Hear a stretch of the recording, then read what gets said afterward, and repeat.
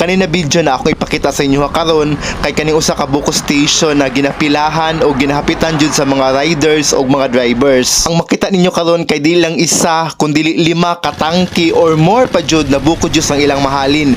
Kung asa ni dapit, tara uban ko ninyo.